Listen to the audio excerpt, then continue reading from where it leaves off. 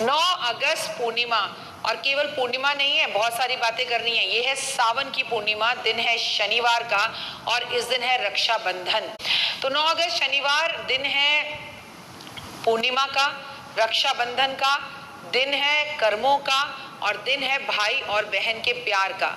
बहुत सारी पूर्णिमा पर, रक्षाबंधन पर वीडियोस में आपके साथ शेयर कर चुकी हूँ, क्योंकि ये सावन की पूर्णिमा है। तो इस दिन हमें एक बात का खास ख्याल रखना है कि हमने जो चप्पल छोड़ी थी आज हमें पहननी है, किसी को पहनाने के बाद। हमने जो खाने की चीज छोड़ी थी आज किसी को खिलाकर या उसका दान कर कर आज वो हमें खानी शुरू करनी है, और जल्दी जल्दी काम कर कर भाई के घर भी जाना है। आज चंद्रमा के दर्शन भी जरूर करने हैं। हर महीने के शुक्ल पक्ष की अंतिम तिथि को पूर्णिमा की तिथि कहा जाता है। चंद्रमा 16 कलाओं से संपन्न है, उसमें उतार चढ़ाव होते रहते हैं। हर महीने में 2 पक्ष निर्धारित चंद्रमा करता है।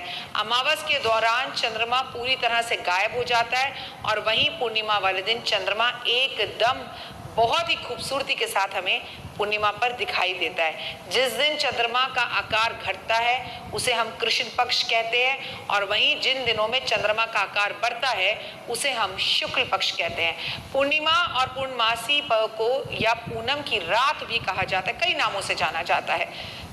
इस बार सावन के महीने में आने वाली पूर्णिमा बेहद खास है, क्योंकि ये सावन के महीने की पूर्णिमा है और इस दिन सावन का आखिरी दिन भी है। ये बहुत खूबसूरत पूर्णिमा इसलिए होती है कि उस दिन धार्मिक आधार से बहनें अपने भाई को राखी भी बांधती हैं। ये भाई बहन का त्योहार होता है। भगवान शिव के सावन को संपूर्ण करने का ये समय होता है, और जो खाने पीने की चीज़ें पूरे सावन में हमने अपने कुछ ना कुछ नियम बनाए होते हैं उन्हें भी खोलने का दिन होता है।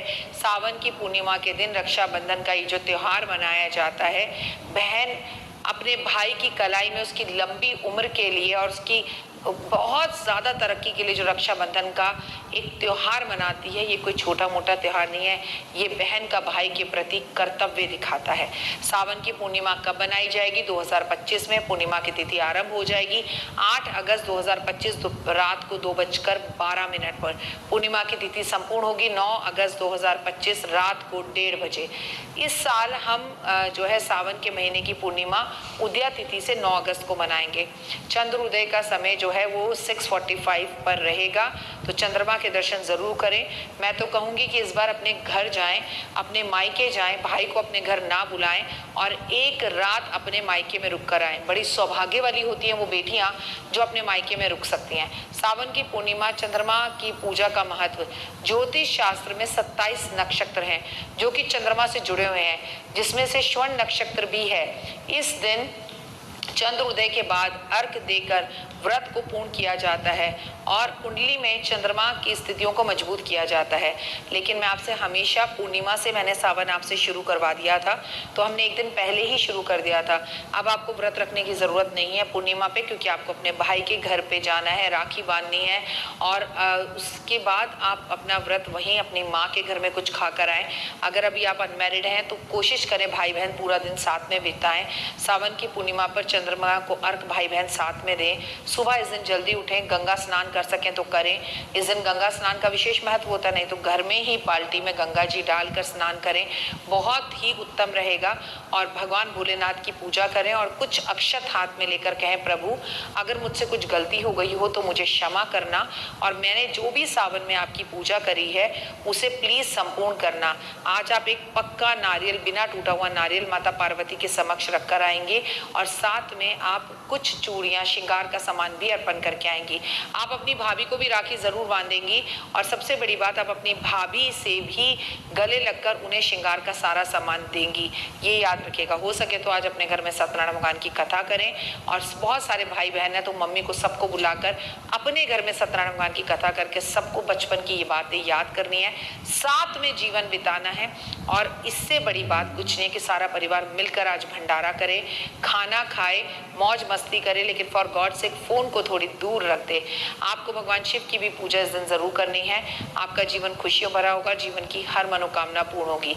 आज जो लोग दूध, दही, शहद, चीनी, घी, गंगा जल, गुलाब जल से भगवान का अभिषेक करते हैं, ऐसे लोग जीवन के अंदर कभी पैसे, धन दाले से, किसी चीज़ से दूर नहीं रहते। सावन की पूर्णिमा पर आप अपने देवी देवताओं को भी राखी बांध सकते हैं। आप कन्हैया को राखी बांध सकते हैं, गणपति जी को राखी बांध सकते हैं, महादेव को राखी बांध सकते हैं, अपनी किसी बहन को भी राखी बांध सकते हैं अगर भाई नहीं है तो। ये डिपेंड आप पे करता है। एक बात और कहूँगी, जितना ज़्यादा हो सके ज़रूरतमंद लोगों की आज पेट भरे, और जो है आज आप भंडारे ज़रूर करें। आज कुछ ना कर सके तो 2 पराठे बनाकर, अचार रखकर किसी ज़रूरतमंद व्यक्ति को दे दीजिए।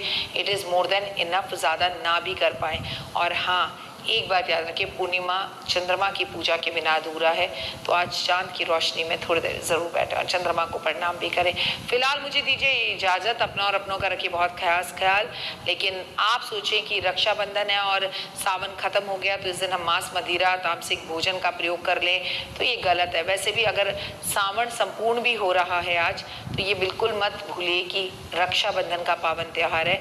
भाई बहन एक दूसरे से लड़े नहीं, कटु वचन ना बोलें, आप अपनी वाइफ को उनके मायके जाने दें, अपनी बहन के आने का इंतजार ना करें। आज के दिन बाल नहीं काटने चाहिए, नाखून नहीं बनाना चाहिए, भाई के हाथ की मेहंदी ज़रूर लगानी चाहिए, महिलाओं को 16 श्रृंगार करने चाहिए। और श्रावण मास की पूर्णिमा पर बहुत शुभ रहता है किसी सुहागन को सुहाग की चीज़ें देना, गंगा जल पीना, और भाई को जब माथे पर तिलक करें तो हुए उसमें इत्र ज़रूर मिला लें। अपने घर में, अपने मायके में भी अगरबत्ती धूप जला कर आए, लोबान का धुआं देकर आए, ताकि आपका वो बचपन का घर हमेशा आगे बढ़ता रहे और दिन दुगनी रात चौगनी आपके माता पिता तरक्की करते रहें। पूर्णिमा पर पड़ने वाला रक्षाबंधन जो है इस बार भद्रा से मुक्त है, तो आप पूरा दिन अपने भाई को राखी बांध सकते हैं। God bless you, have a great day. और आज के दिन पीपल के पेड़ की पूजा भी भाई बहन को ज़रूर करनी है। भाई बहन दोनों चीनी वाला जल अगर एक साथ जाकर पीपल के पत्ते जो है वो तोड़ कर और हनुमान जी को उसकी माला पहनाकर अर्पण करते हैं, तो क्या ही बात, क्या ही बात, क्या ही बात। फिलहाल दीजिए इजाज़त। नमस्कार, जय माता।